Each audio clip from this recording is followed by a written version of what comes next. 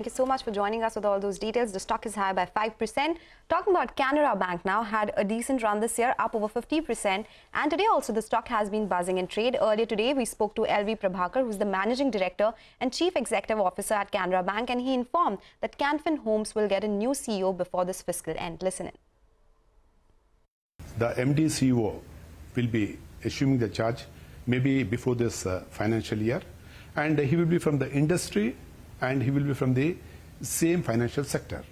So we have no doubt about the performance of the Canfin Homes, and the attrition which we are seeing is common. And I see a lot of valuations in my subsidiaries. Going forward, I'll get at least 5 to 6x times what I'm going to get today. And financial year 23-24, I think it will be a very good year for the financial sector, especially for the banks, and I am more bullish on the public sector banks.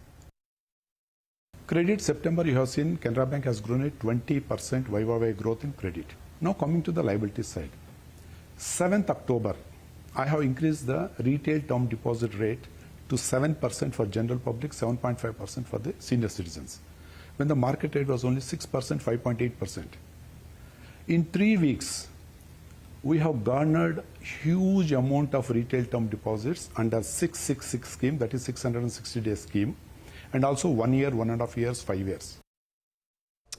Okay, so that's on Canara Bank. Just to put it into perspective, you know, Canfin Homes has been quite an underperformer this year. It's down around 4% or close to 5% on a year-to-date basis. But Canara Bank has just gone from strength to strength. In fact, it's up close to around 60% on a year-to-date basis. So just look at the divergence in terms of the performance for both those stocks. But let's move on then. Chalet Hotels is buzzing in trade. This is on the back of a brokerage note.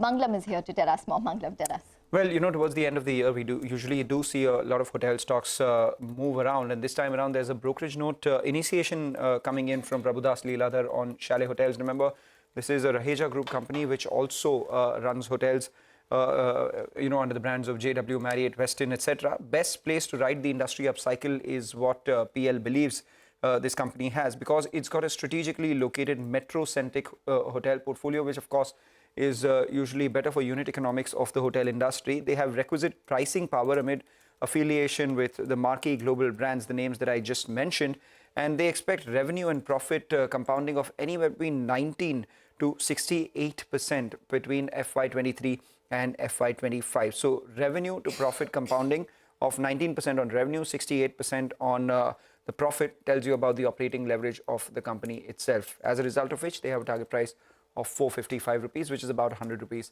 higher than where the stock price is currently. All right, that's about Chalet Hotels. All the stocks that have been in focus today. But with that, we'll slip into a short break. On the other side, we'll connect with Shikhar Agrawal of VLS International Services for a chart on demand trends and the outlook for the next year as well. Stay tuned.